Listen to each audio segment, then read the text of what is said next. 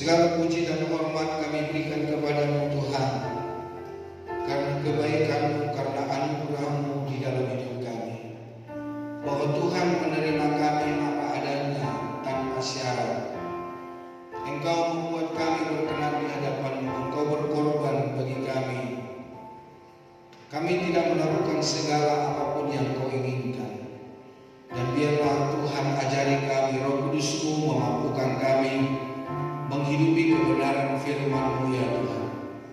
Berbicaralah bagi kami, tegur kami, nasihati kami, sehingga kami Tuhan dapat membaharui hidup kami, karakter kami yang sesuai dengan kehendak.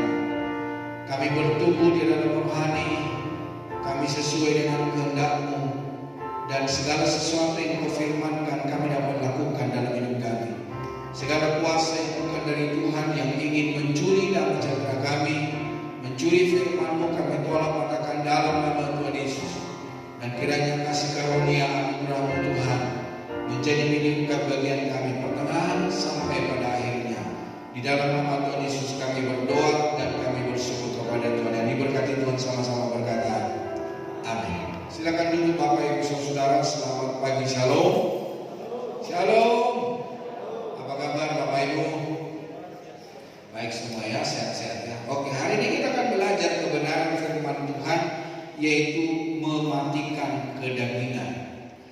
Jadi mematikan kedagingan, mematikan hawa nafsu, mematikan hal-hal yang tidak berkenan kepada Tuhan, yang menyakiti hati Tuhan, yang tidak berkenan kepada orang lain.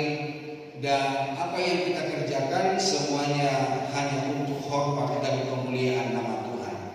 Yang terdapat di dalam Galatia pasal yang kelima, Galatia pasal yang kelima ayat 16 sampai 26. Galatia pasal 5 ayat 26 dan ayat 16 sampai 26. Boleh kita baca bersama ayat 16 sampai 26. Nanti yang pria ayat 16 dan wanita ayat 17, demikian seterusnya bergantian sampai ayat yang ke-26. Ayat yang pria dulu, 2, 3. Maksudku ialah hiduplah oleh Roh, maka kamu tidak akan menuruti keinginan daging. Sebab keinginan daging berlawanan dengan keinginan Roh, dan keinginan Roh berlawanan dengan keinginan daging. Karena keduanya bertentangan, sehingga kamu setiap hari tidak melakukan apa yang kamu kehendaki. Ayat pria. Akan tetapi jika kamu memberi dirimu dipimpin oleh Roh, maka kamu tidak di bawah hukum Taurat. Perbuatan daging telah nyata, yaitu percabulan, pencemaran, hawa nafsu, Penyembahan berhala, sihir, perseteruan, perselisihan, iri hati, amarah, kepentingan diri sendiri, percideraan, roh pemecah, kedengkian, kemampuan, pesta pora, dan sebagainya. Terhadap semuanya itu kuperingatkan kamu, seperti yang telah kubuat dahulu, bahwa barang siapa melakukan hal baik yang dikira, ia tidak akan dapat bagian dari kerajaan Allah. tetapi buah roh ialah kasih, sukacita, damai sejahtera, kesabaran, kemurahan, kebaikan, kesetiaan. Kelembutan, penguasaan diri, tidak ada bentuknya menentang hal itu. Barang siapa menjadi milik Yesus, ia telah menyalibkan daging dengan segala hawa nafsu dan keinginannya. Jikalau dilayani oleh Roh, baiklah kita juga dipimpin oleh Roh. Dan janganlah kita gila hormat, janganlah kita saling menantang dan saling mendengki. Nah, Bapak Ibu Saudara, dalam ayat kebenaran firman Tuhan diterangkan bahwa perbuatan daging nyata. Dan ketika kita melakukan perbuatan daging di dalam hidup kita, firman Tuhan berkata bahwa kita tidak akan mendapat bagian dalam kerajaan surga. Jadi perlu kita perhatikan Bapak Saudara, bagaimana hidup kita, bagaimana perilaku kita, bagaimana tindakan kita setiap saat, setiap waktu. Jangan sampai kehadiran kita di gereja, keberadaan kita beribadah sia-sia adanya di hadapan Tuhan. Nah, Bapak Ibu Saudara, kebangunan rohani tidak bisa bertahan jika orang percaya terus hidup dalam daging. Jadi tidak ada seorang pun yang bertumbuh rohaninya kalau dia hidup di dalam daging. Paulus menegaskan bahwa ada peperangan setiap hari antara roh dan keinginan. Setiap hari ketika kita akan melakukan setiap tugas dan tanggung jawab kita dituntut untuk hidup benar. Tetapi dunia ini menuntut kita untuk kita melakukan apa yang diinginkan oleh pimpinan, apa yang diinginkan oleh bos, apa yang diinginkan oleh orang yang berkuasa di dalam hidup kita. Jadi Bapak Saudara, pertentangan kehidupan roh dan keinginan daging itu akan selalu kita hadapi. Nah, bagi orang yang takut Tuhan, maka dia akan berkata, oh aku lebih baik hidup di dalam roh, aku lebih baik menuruti Tuhan. Yang terbukti ada beberapa orang saya kenal Bapak Saudara keluar dari pekerjaan oleh karena mereka mau hidup di dalam roh, mau melakukan kebenaran firman Tuhan, karena mereka melihat bahwa pimpinannya tidak sesuai dengan apa yang diperkatakannya. Beberapa hari yang lalu, beberapa minggu yang lalu, ada seorang muda yang berkata kepada saya, Pak, bagaimana kabar Pak? Baik, saya bilang, bagaimana dengan kamu? Pak, aku udah keluar dari pekerjaan itu. Udah, kenapa kamu keluar? Apa yang dikatakan oleh pimpinan saya tidak sesuai dengan kenyataan. Kalau di kantor, kita mengiyakan kebenaran firman Tuhan. Iya kita selalu kebenaran firman Tuhan. Tapi pada prakteknya tidak sesuai dengan kenyataan. Itu membuat saya tidak enak sama rekan-rekan kerja, tidak enak sama orang-orang di sekitar saya. Jadi lebih baik saya keluar dari situ, saya pindah kepada pekerjaan lain. Nah, jadi Bapak Ibu Saudara berkasih Tuhan, ternyata ada orang-orang yang mengambil bagian untuk berkata kepada kebenaran firman Tuhan dan tidak terhadap dosa. Nah, revival sejati menuntut umat Tuhan untuk berjalan dalam pimpinan Roh Kudus. Nah, di dalam Roma pasal 8 ayat 13 boleh kita baca bersama. Roma 8 ayat 13, sebab jika kamu hidup menurut daging, kamu akan mati. Tetapi jika oleh Roh kamu mematikan perbuatan-perbuatan tubuhmu, kamu akan hidup.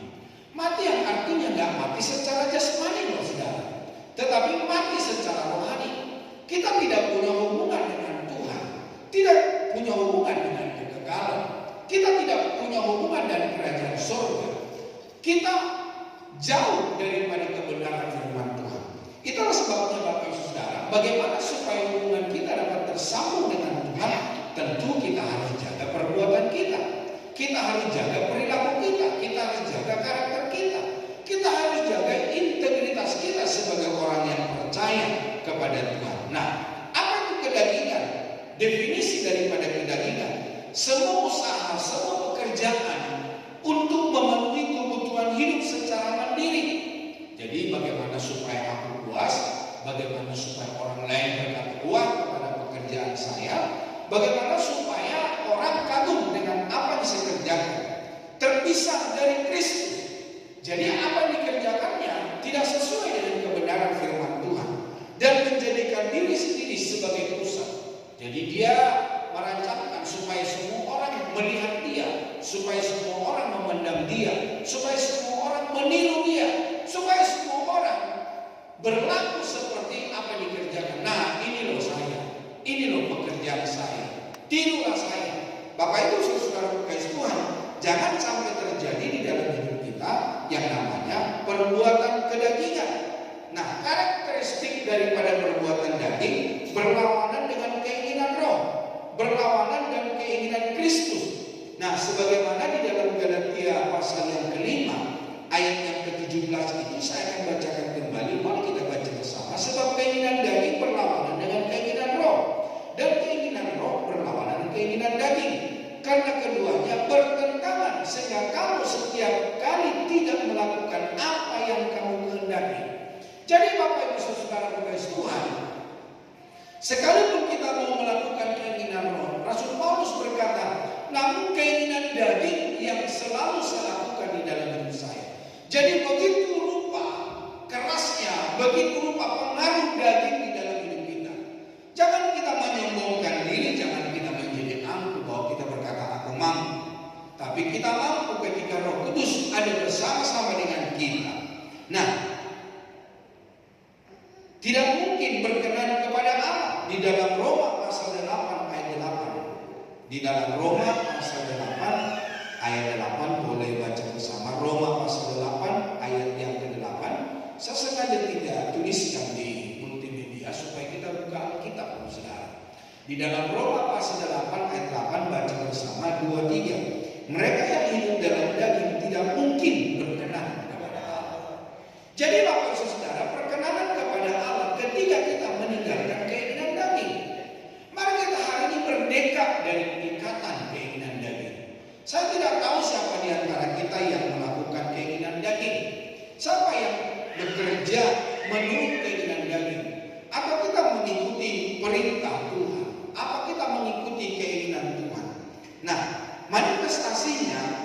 percabulan, kecemaran, hawa nafsu, penyembahan berhala, perselisihan, dan lain-lain.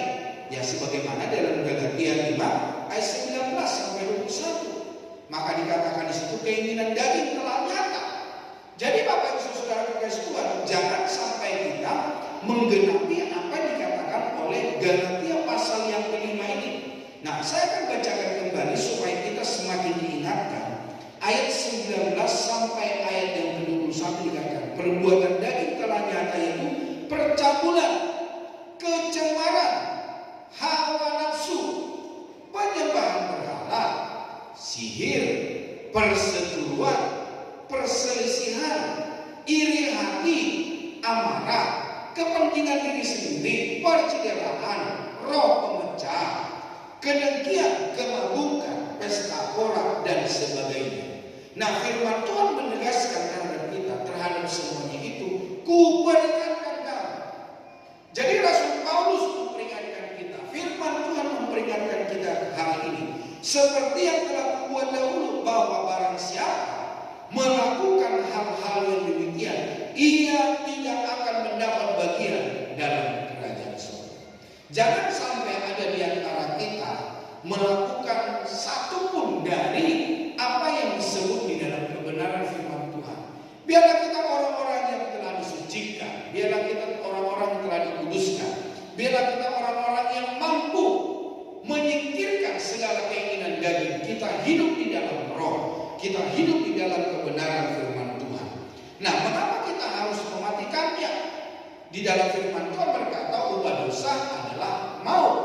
Hidup menurut daging berujung pada kebinasaan rohani. Jadi ketika kita hidup di dalam daging, ketika kita hidup melakukan apa yang daging ini mau, maka kita tidak akan mendapat bagian dalam kerajaan surga. Jadi Bapak Ibu Saudara, sia-sia peribadatan kita, sia-sia persembahan kita, sia-sia kesungguhan kita. Seharusnya kita masih tidur Bapak Saudara. Seharusnya kita bisa menikmati hidup, kita bisa berjalan-jalan, tapi pagi-pagi kita sudah harus ke gereja. Dan firman Tuhan berkata, sia-sia apa yang kita kerjakan, sia-sia apa yang kita lakukan. Jadi Bapak Ibu Saudara, pastikan kehadiran kita tidak sia-sia. Apa yang kita kerjakan, apa yang kita perbuat, apa yang kita lakukan pagi hari ini sungguh berkenan kepada Tuhan dan kita memperoleh bagian kerajaan surga. Nah, di dalam ayat Roma 8 ayat 13 dikatakan, sebab jika kamu hidup menurut daging, kamu akan mati. Tetapi jika oleh roh kamu mematikan perbuatan-perbuatan tubuhmu, kamu akan hidup. Ketika kita mematikan keinginan daging, kita hidup di dalam roh, maka kita memiliki kerajaan surga. Kita memiliki hidup yang kekal. Masih ingat Bapak Saudara di dalam Injil Matius, orang-orang benar itu, orang-orang yang sudah ada di dalam kerajaan surga, itu pun diusir Bapak Saudara. Masih ingat? Di dalam firman Tuhan berkata ketika mereka memuji Tuhan, ketika mereka meninggikan Tuhan, ternyata hidup mereka hidup yang tidak berkenan kepada Tuhan. Dari dalam kerajaan surga mereka diusir Bapak Saudara. Nah, syarat pertumbuhan, kita tidak bisa bertumbuh dalam kekudusan jika dosa masih bertahan. Kalau kita menyimpan dosa sedikit pun, dosa kecil, dosa tersembunyi, pasangan kita tidak tahu, orang tua kita tidak tahu, suami istri kita tidak tahu, hanya pribadi kita yang tahu sekalipun, Bapak Ibu Saudara, itu akan menghambat kita untuk bertumbuh rohani. Itu akan menggoda kita untuk hidup di dalam kedagingan dan tidak mau hidup di dalam kebenaran firman Tuhan. Nah, saya mau bertanya kepada Bapak Ibu Saudara, seberapa banyak kita menghidupi kebenaran firman Tuhan? Seberapa banyak kita berdoa? Seberapa banyak kita baca Alkitab? Seberapa banyak kita melakukan kehendak Tuhan?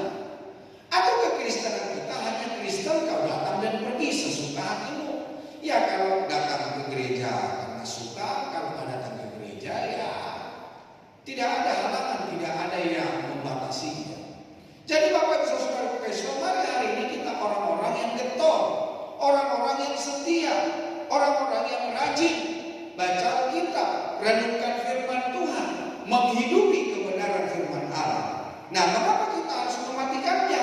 Ketika kita mematikan kedagingan kita, maka kemuliaan hanya bagi Tuhan.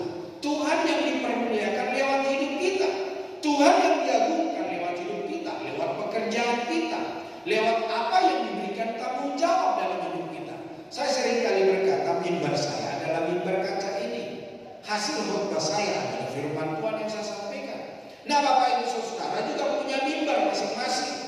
Ya, seperti ibu rumah tangga, mimbarnya adalah dapurnya. Hasil daripada khotbahnya di dapur adalah masakannya yang enak. Bapak Ibu Saudara, para pekerja di kantoran, mimbarnya adalah mejanya. Hasil khotbahnya adalah hasil pekerjaannya. Bagaimana dia menyelesaikan pekerjaannya dengan tepat waktu, atau bagaimana dia mengerjakan pekerjaannya hanya terundur-undur, tertunda-tunda. Jadi Bapak Saudara, setiap kita punya mimbar, setiap kita ini punya tanggung jawab, baik di dalam gereja, baik di dalam lingkungan, baik di dalam pekerjaan kita masing-masing. Biarlah hendaknya Tuhan yang dipermuliakan lewat hidup kita, lewat perkataan kita, lewat perbuatan kita, lewat tindakan kita setiap hari. Nah, bagaimana cara mematikan kedagingan? Ya tentu oleh kuasa Roh Kudus, Saudara. Mintalah Roh Kudus yang menolong kita. Setiap doa berkat yang suka saya berikan bagi kita, Tuhan, Roh Kudus-Mu yang menyertai kami. Biarlah Roh Kudus-Mu yang tetap memberikan sukacita bagi kami, dan kami tidak menyimpang ke kiri dan ke kanan. Jadi kalau Roh Kudus yang memimpin hidup kita, maka kita tidak akan jatuh di dalam dosa. Bukan dengan kekuatan otot atau tekad manusia semata kita dapat melakukan kebenaran firman Tuhan, tetapi oleh karena kuasa Roh Kudus, menyerahkan hidup, menyerahkan diri, menyerahkan masa depan, menyerahkan pekerjaan kita, Roh Kudus yang bekerja. Nah, Bapak Ibu Saudara, cara mematikan keinginan daging yaitu menyangkal diri, mengambil salib setiap hari, dan mematikan keinginan duniawi. Jadi Bapak Ibu Saudara berkasih Tuhan, pikulah kuk yang kupasang, dan kuk itu tidak berat. Jadi Bapak Ibu Saudara berkasih Tuhan, mari kita pikul kuk, mari kita pikul kebenaran firman Tuhan, mari kita buang segala kedagingan kita. Kita hidup di dalam kebenaran firman Tuhan, sehingga kita menyenangkan hati Tuhan, Saudara. Nah, di dalam Matius 16 ayat yang ke-24, Matius 16 ayat 24, firman Tuhan berkata begini, ayat yang ke-24. Lalu Yesus berkata kepada murid-muridnya, setiap orang yang mau mengikut aku, ia harus menyangkal dirinya, memikul salibnya, dan mengikut aku. Jadi memikul salibnya. Jadi segala dosa itu sudah salib bagi kita. Saya suka berkata bahwa tubuh lama kita tidak bisa ubah. Ya, seperti saya, perut saya agak besar, terus saya pergi ke dokter kecantikan, lemaknya disedot. Bukan perubahan itu maksudnya. Ya, kalau Pak Ibu punya uang, boleh saja, Saudara. Kulit saya hitam, saya ke dokter kecantikan, saya disuntik obat, maka saya menjadi putih. Bukan itu maksudnya. Rambut saya yang ombak-ombak ini, saya rebonding, Saudara, atau saya gundul. Maka bukan itu perubahan yang dimaksud. Itu adalah perubahan jasmani yang bisa dilihat oleh manusia yang tidak ada dampaknya. Tetapi Saudara, yang Tuhan mau adalah perubahan rohani. Perubahan dari setiap perkataan, tindak tanduk saya, keputusan saya. Apakah keputusan saya menyenangkan hati Tuhan? Apakah keputusan saya memuliakan Tuhan? Atau keputusan saya menyenangkan hati manusia? Jadi Bapak Ibu Saudara berkasih Tuhan, cara mematikan kedagingannya, mari kita minta Roh Kudus, dan mari kita menyangkal diri, dan mari kita mengisi pikiran dengan firman Tuhan. Nah, bagaimana cara mengisi pikiran dengan firman Tuhan? Tentu mari baca Alkitab. Ya, siapa yang setia baca Alkitab sampai hari ini? Bapak Ibu Saudara, kalau tidak baca Alkitab, Bapak Ibu akan menang di dalam dosa. Bapak Ibu akan dibuterikan oleh keinginan daging.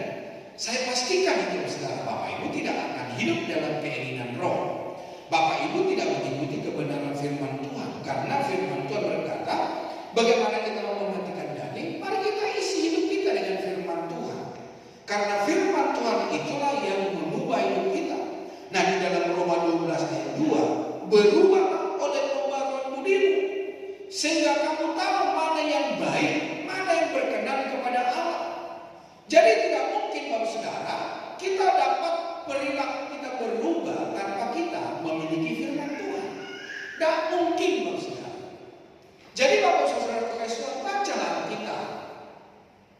Jangan sampai Bapak Ibu Saudara, Pak, tidak ada waktu, Pak. Nah, kalau Tuhan tidak mau memberkati Bapak Saudara, ketika Bapak Ibu berdoa, wah, nggak ada waktu buat kamu memberkati saya lebih baik memberkati Ulper yang sering berdoa, sering baca kitab. Bapak Ibu Saudara berkait Tuhan, mari hari ini setiap kita berubah oleh pembaharuan bumi kita. Apa yang baik, apa yang berkenan kepada Tuhan. Masih ingat Bapak Saudara, di dalam Yohanes, di dalam Yakobus berkata, sesuatu yang baik ketika kita tidak melakukannya, kita berdosa. Jadi Bapak Saudara berkait Tuhan, apa yang timbul di dalam hati kita, kalau kita tidak melakukannya, maka kita tidak berkenan kepada Tuhan. Itulah sebabnya, mari isi hati, pikiran kita, hidup kita dengan firman Tuhan. Biarlah setiap perkataan kita menyenangkan hati Tuhan. Perkataan kita membangkitkan semangat orang. Perkataan kita mempertobatkan orang. Perkataan kita membangun rohani orang. Perkataan kita membuat orang berbalik dari yang jahat kepada yang benar, saudara. Nah, yang berikutnya, saudara, cara mematikannya, mari kita memiliki disiplin rohani. Melalui apa? Melalui doa. Nah, siapa yang Bapak Ibu Saudara berdoa di dalam hidup Bapak Saudara setiap hari? Oh, saya berdoa, Pak, pagi hari bangun pagi, tapi doanya kilat khusus tanpa perangko. Oh, terima kasih Tuhan, aku terlambat, amin. Sampai lupa berdoa, bisa juga lupa mandi, Bapak Saudara. Hanya kumur-kumur langsung ganti baju. Ada saudara-saudara orang-orang muda di gereja kami di Jakarta. Dia posting, dia pakai sepatu warna hitam dan warna biru. Dia berkata, waduh, bagaimana ini sepatu saya dua macam. Saya komen, saudara, udahlah, zaman sekarang sudah gak asing. Karena zaman sekarang ini berwarna-warni. Jadi kamu gak usah merasa risih oleh karena sepatumu warna-warni. Saya tanya, kenapa seperti itu? Saya terlambat bangun, Pak. Nah, jadi Bapak Saudara pakai Tuhan, pastikan setiap kita memakai pakaian yang rapi. Ada juga orang yang posting, Pak, saya lupa, Pak. Jadi dia pakai roll rambut sampai ke kantor. Temannya nyapa dia, kok kamu masih pakai roll? Dia baru sadar ketika dia disapa oleh orang lain. Tapi zaman sekarang, saudara, ya sudah nggak sebuah memalukan ketika seseorang pakai roll rambut. Saya banyak orang saya lihat sambil bekerja pakai roll rambut, saudara. Jadi Bapak Saudara pakai mari hari ini kita memiliki disiplin rohani melalui doa, melalui puasa. Terima kasih Bapak Saudara. Kalau gereja mengajari kita hari ini berpuasa, mengingat, meresponi kasih Tuhan. Tetaplah setia, tetaplah sabar. Perjuanganmu akan selesai. 1 minggu lagi kan? Kita tetap berjuang, saudara. Doa puasa apapun yang Bapak Ibu lakukan, saya berdoa kepada Tuhan supaya Bapak Ibu yang melakukan puasa ditolong, diberkati dan dijawab oleh Tuhan. Biarlah Tuhan kiranya membalas segala kebaikan Bapak Saudara. Bapak Ibu tidak akan mati kalau Bapak Ibu tidak makan. Bapak Ibu tidak akan mati kalau Bapak Ibu tidak minum.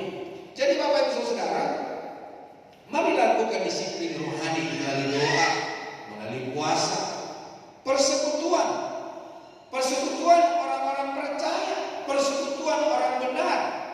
Nah, di manakah Bapak Ibu punya persekutuan? Adakah orang-orang yang membangkitkan semangatmu? Adakah orang-orang yang menceritakan kisahnya kepadamu? Bapak Ibu Saudara, yang saudara-saudara yang terikat dalam persekutuan, tetaplah setia di dalam persekutuan. Karena di dalam persekutuan jerih payahmu tidak sia-sia. Itu janji firman Tuhan. Nah, memperkuat manusia batinia kita lewat persekutuan kita, saudara. Kita mendengarkan kesaksian orang. Lewat kesaksian orang, iman kita bertumbuh, semangat kita bertumbuh, gairah kita bertumbuh. Semangat kita melakukan kebenaran firman Tuhan semakin bertumbuh. Nah, langkah praktis sehari-hari yang perlu kita sadari dalam hidup kita supaya kita mewaspadai pemicu. Bagaimana kita dipicu supaya kita hidup di dalam daging, supaya kita hidup di dalam hawa nafsu. Mari hindari lingkungan atau situasi yang membangkitkan nafsu kedagingan. Jadi Bapak Saudara, hindari orang yang ngomong tentang firman Tuhan tetapi kenyataannya, kelakuannya tidak sesuai dengan firman Tuhan. Hindari orang-orang yang berbicara dari mulutnya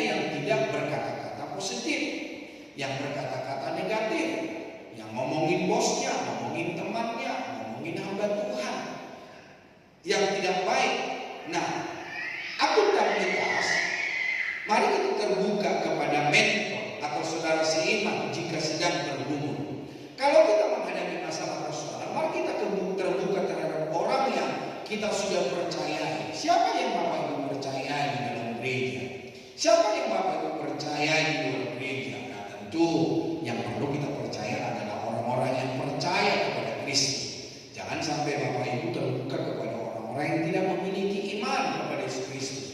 Jadi Bapak Saudara kasih Tuhan, mari hari ini kita lakukan langkah-langkah praktis di dalam hidup kita. Nah, fokus pada Kristus. Mari kita mengarahkan pandangan kita kepada Yesus sebagai sumber kekuatan di dalam hidup kita. Dia yang memberi kemampuan, dia yang memberi kekuatan, dia yang memberikan kebebasan, kemenangan di dalam hidup kita. Itulah sebabnya datanglah kepada Tuhan, serahkanlah hidupmu kepada Tuhan, percayalah bahwa Tuhan yang akan menolong, Tuhan yang akan membela di dalam segala perkara. Nah, di dalam Filipi 4 ayat 13 berkata, segala perkara dapat kutanggung di dalam Dia yang memberi kekuatan kepadaku.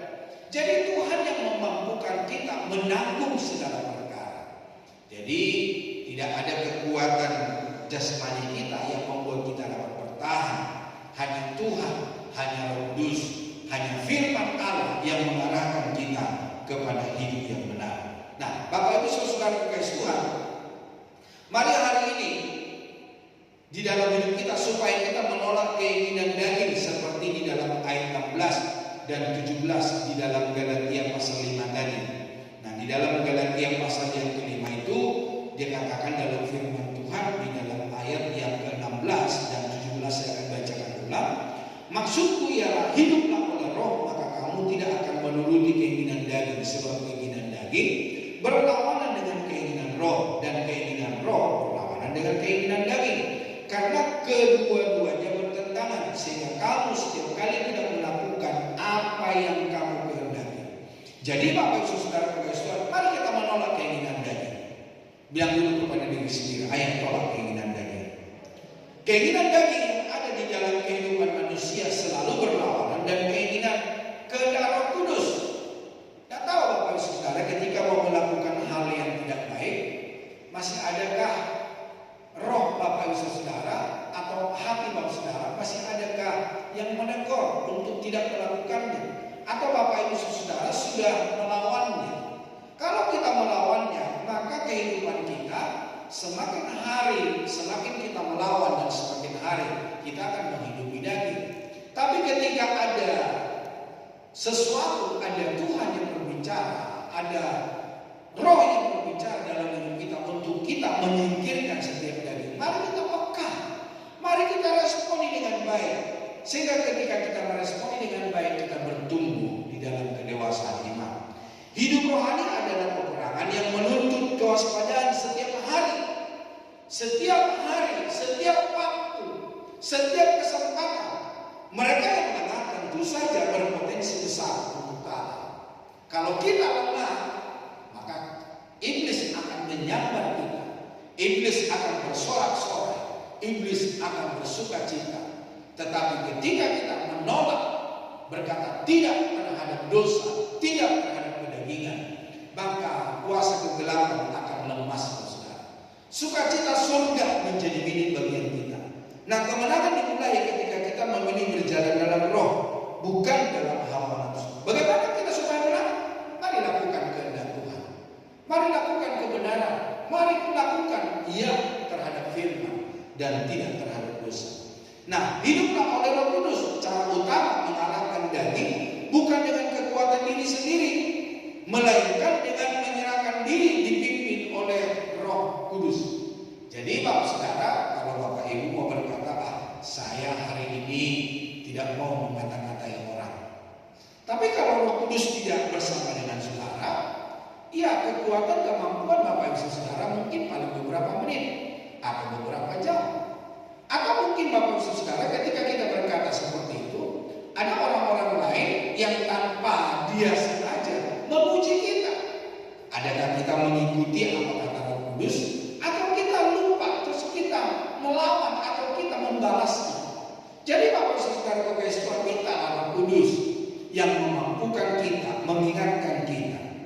Nah, mari kita menyelipkan daging. Orang yang memiliki Kristus telah menyelipkan daging dengan segala hawa nafsunya. Jadi salibkan daging, salibkan keangkuhan hidup, salibkan kesombongan, salibkan segala hal yang melupakan kebenaran firman Tuhan. Mari kita salibkan, mari kita hidup di dalam kebenaran. Ini berarti membuat keputusan sadar setiap hari untuk tidak merawat atau memuaskan keinginan berdosa kita. Nah, Bapak Ibu Saudara, memelihara kasih kepada Bapa dan firman, yang artinya mari kita fokuskan pikiran pada hal-hal firman Tuhan, membantu mematikan keinginan dari kita. Jadi mari kita fokus kepada kebenaran firman Tuhan. Pelihara terus firman Tuhan, renungkan firman Tuhan, lakukan. Pelihara, renungkan, lakukan di dalam hidupmu. Firman Tuhan berkata, berbahagialah orang yang mendengar firman Tuhan. Kok nggak ada yang? Berbahagialah orang yang mendengar dan melakukan. Jadi jangan lupa saudara, bukan hanya mendengar, tapi melakukan. Merenungkan firman itu siang dan malam. Nah, menjaga pintu gerbang hati. Pintu gerbang hati kita apa saudara? Apa pintu gerbang hati saudara? Mata kita. Kita harus menjaga mata kita dari hal-hal yang negatif, dari hal-hal yang tidak layak di hadapan Tuhan. Jaga saudara. Kalau kita sempat melihat, minta pengampunan daripada Tuhan. Atau ya tidak ada di tempat ini yang matanya tidak berfungsi ya. Telinga kita juga berfungsi saudara. Itu juga gerbang hati kita. Apa yang didengar itu akan dapat kita lakukan dalam hidup kita. Jadi pikirkanlah perkara-perkara yang di atas. Pikirkanlah agar tidak terisi sampah dunia yang memicu hawa nafsu. Mari kita pikirkan kerajaan surga. Mari kita pikirkan kebenaran. Mari kita pikirkan hal-hal yang meyakinkan bahwa kerajaan surga menjadi milik bagian kita. Dan yang berikutnya, jangan lupa berdoa dan disiplin rohani. Tetap terhubung dengan Tuhan melalui doa dan komunitas orang percaya untuk mendapatkan kekuatan. Nah, saya tidak tahu saudara, apakah Bapak Ibu seperti saya? Saya kalau tidur itu menyanyi lagu rohani saudara. Dan lagu itu bisa saya nyanyikan di doa pagi saya saudara. Tidak tahu saudara, ada nggak ketika Bapak Ibu tidur, apakah Bapak itu melakukan kecurangan, apakah Bapak Ibu tidur melakukan hal-hal duniawi? Tapi itu yang saya alami saudara. Saya bernyanyi lagu rohani. Ketika bangun pagi, saya nyanyikan lagu-lagu itu. Tetapi juga pernah bersama dengan orang lain saudara, tapi melakukan hal yang benar gitu. Jangan sampai saudara, apa yang kita lakukan setiap hari kita bawa dalam mimpi dan itu jangan kita kerjakan.